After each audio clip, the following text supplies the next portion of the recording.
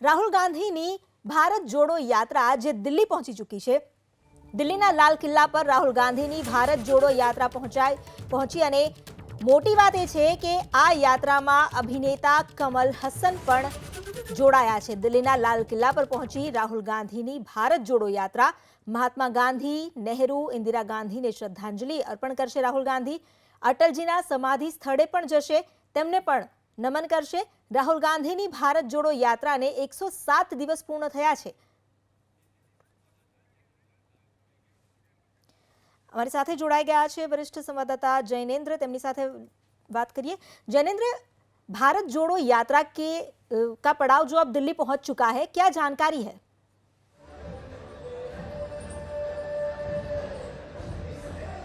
बिल्कुल, दिल्ली यह यात्रा सुबह पहुंची और दिल्ली में तकरीबन 20-21 किलोमीटर का सफर पूरा कर यह यात्रा लाल किले पर पहुंच चुकी है। ऐतिहासिक लाल किले का मैदान, उसके ठीक सामने स्टेज बना हुआ है। तस्वीरें हम आपको दिखाते हैं। देखिए, ये आप लाल किले की तस्वीरें देख सकते हैं और इसी ऐतिहासिक लाल किले के ठीक सामने एक मंच बना हुआ है। राहुल गांधी रोज पदयात्रा पूरी करने के बाद एक सभा को संबोधित करते हैं और आज दिल्ली में यात्रा है, तो दिल्ली में जो सभा है वो लाल किले के सामने होगी। ये देखिए, ये स्टेज बना हुआ है और उसी स्टेज से अब से कुछ देर में राहुल गांधी सभा को संबोधित करेंगे। सामने ये जो सड़क है, ये व्यस्त सड़क है, तो सामने भी भीड़ है और चारों तरफ, दोनों तरफ जो है वो लोग इंतजार कर रहे हैं राहुल गांधी की सभा के शुरू होने का। राहुल गांधी पहुंच चुके हैं, उनकी पदयात्रा आज की खत्म हो चुकी है। फिलहाल थोड़ी देर में कार्यक्रम शुरू होगा। अभी कमल हासन, जो कि दक्षिण के बड़े सुपरस्टार हैं और नेता भी हैं तमिलनाडु के, वो राहुल गांधी से मुलाकात कर रहे हैं और इसके कुछ देर बाद राहुल गांधी इसी स्टेज पर आएंगे और सभा को संबोधित करेंगे। लाल किले के ठीक सामने ये स्टेज बना हुआ है और सामने जामा मस्जिद है, उससे पहले शीशगंज गुरुद्वारा है, शिव मंदिर है, दिगंबर जैन लाल मंदिर है। तो ये एक बड़ी ऐतिहासिक जगह है ये, जहां पर कि राहुल गांधी की सभा होनी है। देखना है कि राहुल अपनी सभा में क्या कुछ बोलते हैं, किस तरीके से वो निशाना तो साध ही रहे हैं लगातार केंद्र की सरकार पर, मोदी सरकार पर, महंगाई, बेरोजगारी और देश में माहौल जो बना है, जिसको कि राहुल नफरत का माहौल कह रहे हैं, उसके खिलाफ। देखना है कि आज लाल किले से वो क्या संदेश देते हैं, क्या नया संदेश देते हैं। और जहां तक यात्रा का सवाल है, तो यात्रा जो 7 सितंबर को कन्याकुमारी से शुरू हुई थी, वो 108वें दिन दिल्ली पहुंच चुकी है। 3000 किलोमीटर की तकरीबन यात्रा पूरी हो चुकी है और आज सभा के बाद राहुल गांधी, जैसा आपने बताया दर्शकों को, राजघाट जाएंगे, बापू की समाधि और इसके अलावा जवाहरलाल नेहरू, लाल बहादुर शास्त्री, इंदिरा गांधी, राजीव गांधी और अटल बिहारी वाजपेयी की समाधि पर जाएंगे। इसके बाद समापन हो जाएगा और ब्रेक है 9 दिनों का। 9 दिन बाद 3 जनवरी से यात्रा फिर शुरू होगी रामलीला मैदान से और जम्मू कश्मीर के लिए प्रस्थान करेगी। तो ये कुल मिलाकर कार्यक्रम है। पदयात्रा राहुल गांधी की जो है वो खत्म हो चुकी है, सभा में वो आ चुके हैं, कुछ देर में सभा शुरू होगी और देखना यही कि राहुल गांधी लाल किले से सटे बने मंच से क्या बोलते हैं, क्योंकि सब कुछ इस बात पर निर्भर करता है, इस यात्रा पर निर्भर करता है कि क्या राहुल गांधी लाल किले की प्राचीर से संबोधित कर पाएंगे देश को, क्या वो प्रधानमंत्री बन पाएंगे 24 में। ये सब कुछ दारोमदार इस यात्रा पर टिका हुआ है कहीं ना कहीं और इस यात्रा ने नई जान फूकी है कांग्रेस पार्टी में। देखना है, नजर इस बात पर है कि लाल किले के सामने से राहुल आज किन शब्दों में मोदी सरकार पर हमला बोलते हैं, क्या नया बोलते हैं, देश को क्या संदेश देते हैं। जी बिल्कुल, आपने जो बताया, लाल किले के ठीक सामने ये मंच बना हुआ है जहां से राहुल गांधी आज संबोधन करने वाले हैं और आपने ये भी बोला कि क्या ये आगे लाल किले की प्राचीर तक पहुंच पाएंगे कि नहीं, वही बहुत बड़ा सवाल है। कांग्रेस के कार्यकर्ताओं के लिए भी यही बहुत बड़ा सवाल है। तो क्या ये लग रहा है कि आज का जो संबोधन रहेगा लाल किले के सामने से, वो राजनीतिक दृष्टिकोण से कुछ संकेत दे रहा है?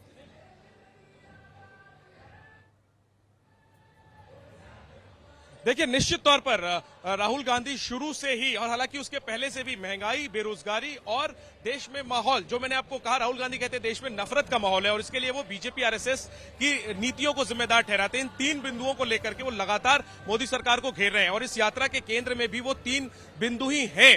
हालांकि कांग्रेस कहती है कि ये यात्रा जो है उसका राजनीतिक जो है चुनावी लक्ष्य नहीं है, चुनावी उद्देश्य नहीं है, लेकिन जिस तरह से घेरेबंदी कर रहे हैं मोदी सरकार की, साफ तौर पर लग रहा है कि 24 की तैयारी है राहुल गांधी की। पहले तो उन्हें विपक्ष के सबसे बड़े नेता के तौर पर उभरना होगा ताकि वो ये करते हुए नजर आए कि मोदी को चुनौती राहुल दे रहे हैं। पहले तो वो इस भूमिका को प्राप्त करना चाहते हैं और इसके बाद जब 24 की सीधी टक्कर हो तो उसमें मोदी सरकार को घेर सके। वो कांग्रेस जो लगातार बीते 2 चुनावों से हम देख रहे हैं कि 50 सीटों के आसपास सिमट जा रही है, उसको वो 3 अंकों में पहुंचा सके, इसका दारोमदार कहीं ना कहीं इस यात्रा पर है। और राहुल की इस यात्रा से कांग्रेस के कार्यकर्ताओं में एक नया जोश आया है, इसमें कोई दो राय नहीं है। राहुल गांधी जिन इलाकों में गए वहां पर जबरदस्त भीड़ नजर आई है, इसमें भी कोई दो राय नहीं है। राहुल की बातों में पहले से ज्यादा कॉन्फिडेंस नजर आता है और एक कनेक्ट नजर आता है लोगों में। परीक्षा इस यात्रा की जो है वो अगले 2024 में जो चुनाव होंगे उसी में होनी है। उससे पहले अभी कर्नाटक में विधानसभा चुनाव है, वहां दिख जाएगा। मध्य प्रदेश में विधानसभा चुनाव है इस साल, अगले साल के आखिरी में उसमें दिख जाएगा। लेकिन कुल मिलाकर के इस यात्रा से क्या हासिल होगा कांग्रेस को, यह भविष्य बताएगा। लेकिन इस यात्रा से कांग्रेस पार्टी नए सिरे से खड़ी हुई जरूर नजर आ रही है। कांग्रेस के कार्यक्रमों में हम देखते थे कि एक सुस्ती होती थी, लेकिन राहुल गांधी के इस यात्रा से पहले दिन से रोज 25 किलोमीटर चलने के बावजूद कांग्रेस के कार्यकर्ता थके हुए नजर नहीं आते, ऊर्जा में नजर आते। देखना यह कि क्या यह ऊर्जा 24 तक बरकरार रह पाएगी। और निश्चित तौर पर राहुल गांधी प्रधानमंत्री नरेंद्र मोदी की घेरेबंदी कर रहे हैं विभिन्न मुद्दों पर, लोगों को कितना समझा पाएंगे वो इन मुद्दों को, इस पर जो है इसका इंतजार करना होगा, इस पर नजर रहेगी। जी ધન્યવાદ જાણકારી દેने के लिए। તો આજે જે રાહુલ ગાંધીની યાત્રાનું સમાપન થયું છે અને થોડા સમય પછી રાહુલ ગાંધી સંબોધન પણ કરશે। કોંગ્રેસ માટે આ એક નવતર પ્રયોગ હતો અને એવું પણ લાગી રહ્યું છે કે આ પ્રયોગ કેટલાક અંશ સુધી સફળ પણ રહ્યો છે।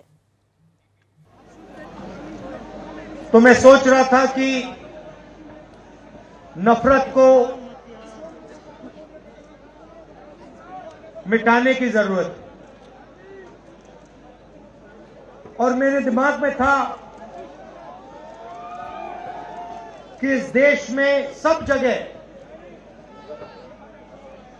नफरत फैली हुई है,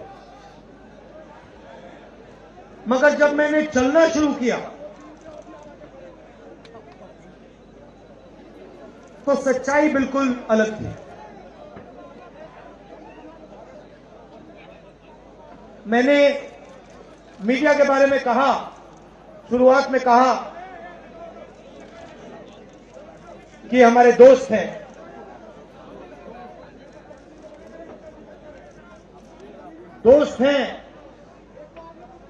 मगर हमारी बात टीवी पे कभी नहीं दिखाते हैं।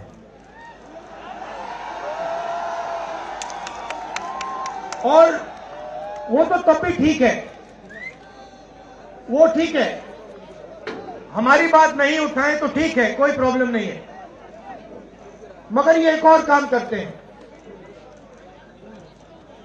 इनकी गलती नहीं है। देखिए ये जो यहां खड़े हैं इनसे गुस्सा मत होइए, इनकी गलती नहीं है। देखिए मुस्कुरा रहे हैं, ये जानते हैं लगाम लगी हुई है, पीछे से लगाम लगी हुई है, मगर इनके जो चैनल हैं ये भी नफरत फैलाने का काम करते हैं। 24 घंटा हिंदू मुस्लिम, हिंदू मुस्लिम, हिंदू मुस्लिम, हिंदू मुस्लिम, हिंदू मुस्लिम। ये सच्चाई नहीं है भाई और बहनों। मैं चला हूं कन्याकुमारी से यहां तक, ये सच्चाई नहीं है। ये मीडिया में चलाया जाता है, फैलाया जाता है। ये देश एक है। इन सड़कों पे लाखों लोगों से मिला हूं, सारे के सारे एक दूसरे से मोहब्बत करते हैं, प्यार करते हैं, गले लगते हैं। तो सवाल उठता है, क्योंकि ये नहीं कर रहे हैं, इनके पीछे जो शक्ति है, इनके पीछे जो शक्ति है वो कर रही है। तो सवाल उठता है ये क्यों हो रहा है, जब सच्चाई ये है कि देश का आम नागरिक, चाहे हिंदू हो, मुस्लिम हो, सिख हो, ईसाई हो, किसी भी जात का हो, वो एक दूसरे से प्यार करता है, मोहब्बत करता है, एक दूसरे की इज्जत करता है। 90% लोग इस देश के एक दूसरे से प्यार करते हैं, मोहब्बत करते हैं, इज्जत करते हैं। देखिए मेरे सामने, ये देखिए, घूम के देखिए, ये जैन मंदिर है, गुरुद्वारा है, मंदिर है, मस्जिद है, ये है हिंदुस्तान। ये सच्चाई है हिंदुस्तान की। और ये नई बात नहीं, ये हजारों साल से इस देश की सच्चाई है। प्यार से ये देश मिलकर एक साथ रहा है। तो सवाल उठता है, ये जो मीडिया के लोग हैं, ये नहीं जो इनके पीछे हैं, ये नफरत क्यों फैलाना चाहते हैं? आपने कभी पूछा अपने आप से कि मीडिया 24 घंटा कभी मोहब्बत की बात नहीं करेंगे? कभी आपने देखी है?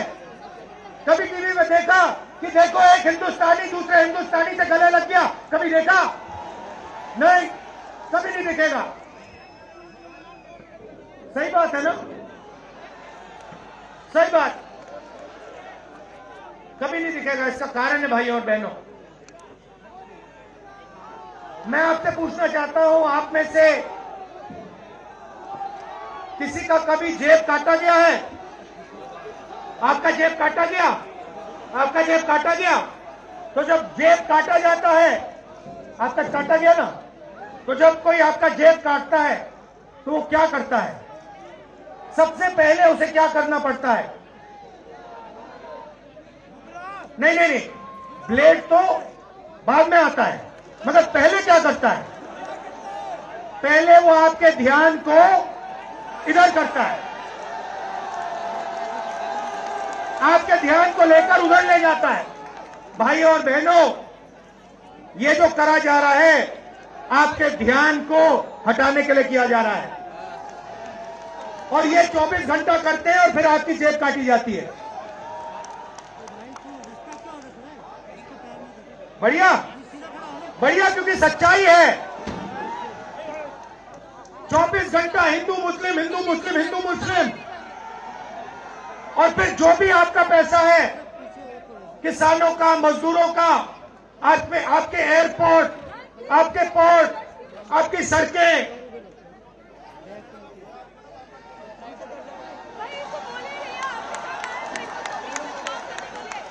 सीधा किसके जेब में? इनके मालिक के जेब में। इनको कौन चलाते हैं? नाम बताओ। देखो, सब जानते हैं, पूरा हिंदुस्तान जानता है। भाइयों और बहनों, ये नरेंद्र मोदी जी की सरकार नहीं है, ये अंबानी अदानी की सरकार है। ये सच्चाई है। और ये पूरा का पूरा लक्ष्य इनका आपके ध्यान को इधर से उधर, उधर से इधर करने का है। मैं 2800 किलोमीटर चला हूं, 2800, मुझे कहीं नफरत नहीं दिखी, कहीं हिंसा नहीं दिखी, कहीं मारपीट नहीं दिखी। मगर जब मैं इनका टेलीविजन खोलता हूं, 24 घंटे मुझे मारपीट, हिंसा, नफरत दिखाई देती है। क्यों? क्योंकि ये आपका ध्यान इधर से उधर ले जाना चाहते हैं। जो सच्चे मुद्दे हैं उस पे आपका ध्यान गलती से ना चला जाए। जैसे जब कोई आपकी जेब काटता है, वो चाहता है कि आपका ध्यान आपके जेब पे गलती से भी ना चला जाए। ये हो रहा है इस देश में। तो आपका ध्यान कहां जाना चाहिए? मैं आपको बताता हूं। सबसे पहले आपका ध्यान जो हिंदुस्तान के युवा हैं उनकी ओर जाना चाहिए। आप किसी भी युवा से पूछ लीजिए, वो आपको बताएगा, मैंने इंजीनियरिंग की, मैं डॉक्टर बनने के लिए पढ़ा, मैंने आईएएस के लिए तैयारी की, मैं जज बनने की कोशिश कर रहा था। पूछो क्या किया? पढ़ाई की? कितने साल की? स्कूल, कॉलेज, यूनिवर्सिटी सब पढ़ लिए। और फिर क्या हुआ? आज क्या करते हो? मजदूरी करता हूं, पकौड़े बनाता हूं।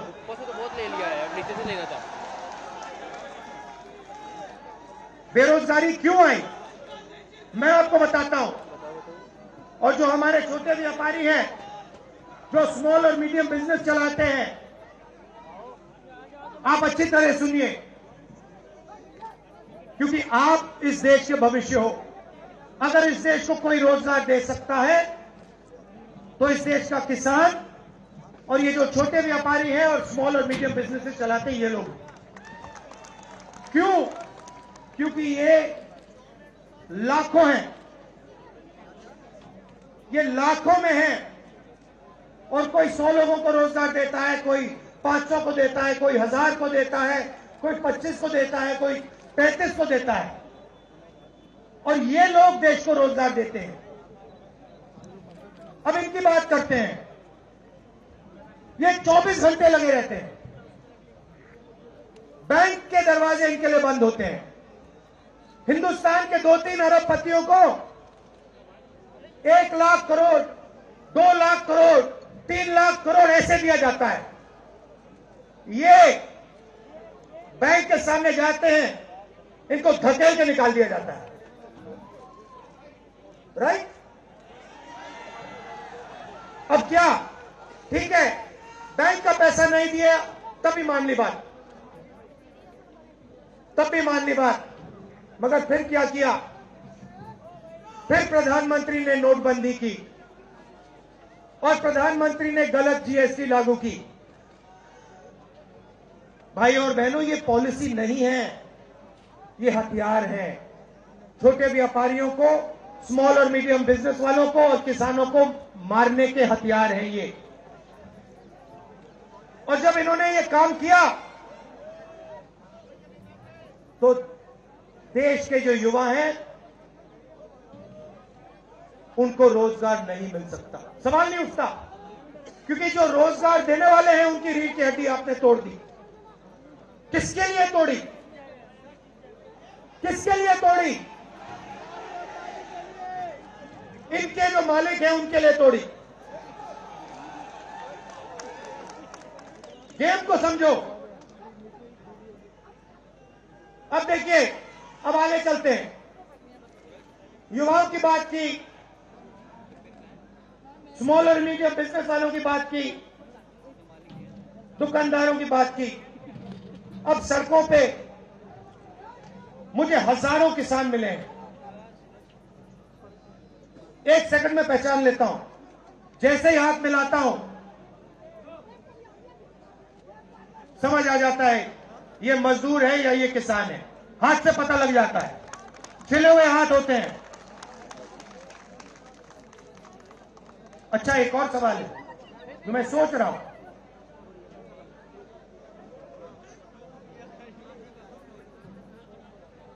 प्रेस वाले ने मुझे पूछा क्या आपको ठंड नहीं लगती? और मैंने सोचा ये मुझसे पूछ रहे हैं, ये हिंदुस्तान के किसान से क्यों नहीं पूछते?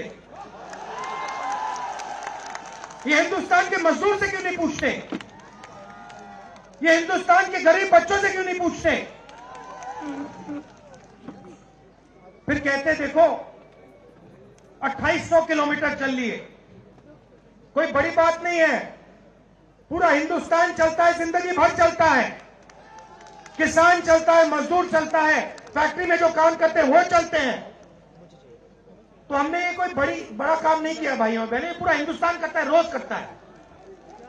हम 2800 किलोमीटर चलते हैं, किसान शायद जिंदगी में 10,000, 15,000, 20,000 चल लेता है।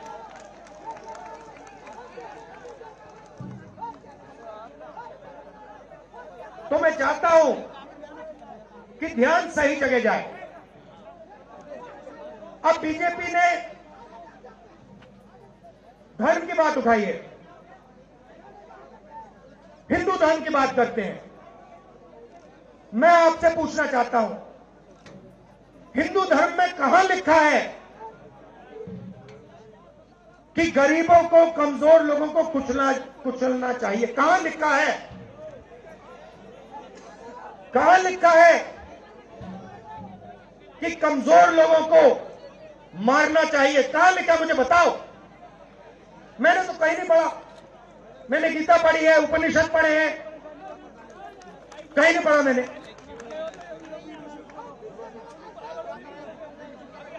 आपने पढ़ा नहीं? गले लगाने की बात होती है। अच्छा ठीक है, देखिए अब ये लोग देश में डर फैला रहे हैं। नफरत नहीं दिखी मगर डर दिखा। किसके दिल में डर? किसान के दिल में, युवाओं के दिल में, छोटे दुकानदारों के दिल में, स्मॉल और मीडियम बिजनेस जो चलाते हैं उनके दिल में, माताओं बहनों के दिल में। मुझसे कहती है, राहुल जी बीजेपी की सरकार में हम तो सड़क पर, शाम को सड़क पर नहीं निकल सकते, तो डर फैला दिया है। सही सही। अच्छा, आपने शिव जी की फोटो देखी है? उसमें उनका हाथ ऐसे देखा आपने? इसको क्या कहते हैं? इसको क्या कहते हैं? इसको अभय मुद्रा कहते हैं। इसका मतलब क्या होता है? इसका मतलब होता है डरो मत। तो शिव जी कहते हैं डरो मत, हिंदू धर्म कहता है डरो मत, और ये लोग 24 घंटा इस देश में डर फैलाने की कोशिश करते हैं। अच्छा, एक और मजे की बात बताता हूं आपको जो मैं सोच रहा था। आपने ये यात्रा देखी होगी, इसमें आपको हिंसा दिखी? कहीं नहीं दिखी। किसी ने किसी को मारा? किसी ने गाली दी? नहीं। आपने इसमें नफरत देखी? बिल्कुल नहीं। इसमें किसी ने यह पूछा भैया तुम्हारा धर्म क्या है? किसी ने कहा भाई तुम हिंदू हो, मुसलमान हो, सिख हो, ईसाई हो, क्या हो? नहीं। किसी ने यह पूछा तुम स्त्री हो या पुरुष हो? किसी ने यह पूछा तुम्हारी क्या जात है? बिल्कुल नहीं। कपड़े भी नहीं पूछे, कपड़े भी नहीं पूछे। अच्छा, इसमें आपने देखा होगा, पता नहीं आपने देखा या नहीं, इसमें कुत्ते भी आए। कुत्ते भी आए इसमें, कुत्ते आए। और आपने एक, अगर आप टीवी देख रहे होते आपने एक चीज देखी होगी, कुत्ते को किसी ने नहीं मारा, किसी ने नहीं मारा। इसमें गाय भी आई, भैंस भी आए, सुअर भी आए, मैंने देखा। वो तो सब जानवर आए, सब लोग आए, और यहां पे कोई नफरत नहीं। जैसा हमारा हिंदुस्तान है वैसे ये यात्रा है। कोई नफरत नहीं, कोई हिंसा नहीं, कोई गलत सवाल नहीं। कभी कभी कोई गिर जाता, जैसे हमारे हरियाणा के पीसीसी गिरे, धड़ाम से गिरे, केरला के सब नेता गिर गए, 1 सेकंड में लोग उनको उठा लेते थे। 1 सेकंड में, टाइम नहीं लगता था। ये है हिंदुस्तान। नहीं, देखिए, मैं आपको एक बात बताता हूं, सच्चाई समझनी होगी। सच्चाई ये है कि जैसे इन पर लगाम लगी हुई है, वैसे हिंदुस्तान के प्रधानमंत्री पे भी लगाम लगी हुई है।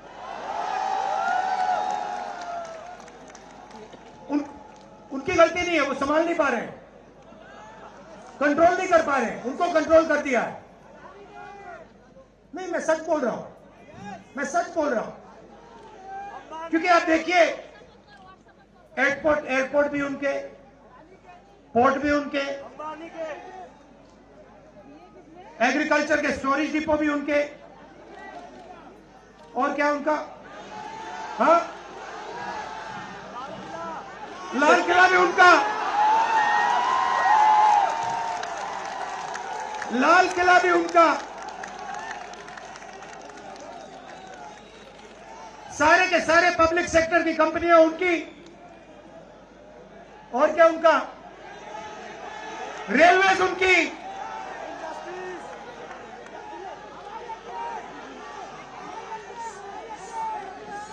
अभी भाइयों और बहनों ताजमहल भी चला जाएगा, तो सब कुछ उनका। तो ये देश की सच्चाई है। हाईवे भी उनके, सेलफोन भी उनके,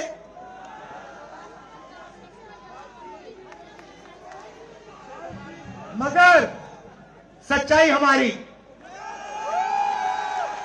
आप देखिए, मैं आपको बताता हूं, आपको मैं बताता हूं, अपनी कहानी बताता हूं। जब मैं राजनीति में आया, 2004 में आया, हमारी सरकार थी, चुनाव जीते थे, और ये प्रेस वाले 24 घंटा मेरी प्रशंसा करते थे।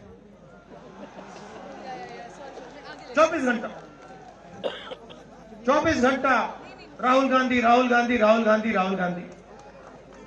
फिर मैंने क्या किया, मैं चला गया भट्टा परसोल। नहीं सुनो, आपको समझना है ये है क्या। मैं भट्टा परसोल गया और मैंने किसानों का जो जमीन का मामला है उसको छेड़ दिया। और भाई और बहनों, जैसे ही मैंने किसानों का जमीन का मामला छेड़ा, वैसे ही मेरे पीछे पड़ गए। उसके बाद जमीन अधिग्रहण बिल, भट्टा परसोल के बाद जमीन अधिग्रहण बिल लाया, कांग्रेस की सरकार लाई। उसके बाद तो पूरा फुल टाइम 24 घंटा मेरे पीछे पड़ गए। प्रधानमंत्री जी ने, बीजेपी ने, मैं आपको सच्चाई के बारे में बताना चाह रहा हूं, प्रधानमंत्री ने, बीजेपी ने हजारों करोड़ रुपए लगा दिए मेरी छवि को खराब करने में। हजारों करोड़ रुपए। और आपने देखा होगा, मैंने एक शब्द नहीं बोला, बिल्कुल चुप, बिल्कुल चुप। मैंने एक शब्द नहीं बोला। मैंने ये नहीं बोला भैया ये गलत बोल रहे हैं, ये ठीक नहीं है ना, मैं बिल्कुल चुप चुप। क्योंकि मैंने कहा चलो देखता हूं कितना दम है, और लगाया।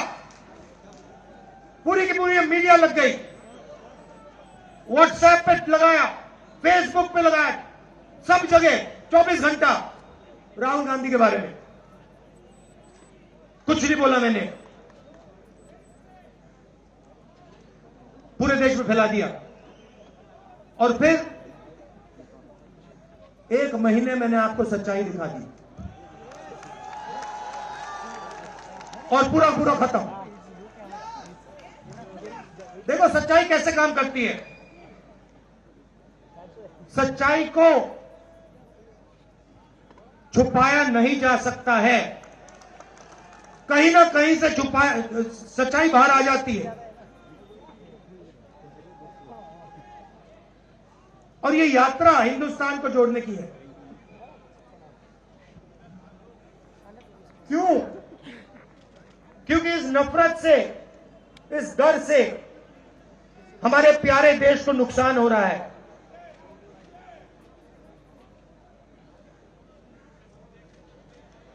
ये सच्चाई है, और इसीलिए हमने ये यात्रा कन्याकुमारी से लेकर कश्मीर तक शुरू की है।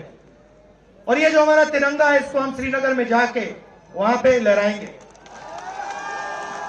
और आप में से हजारों लोग हमारे साथ चलोगे, हजारों लोग चलोगे।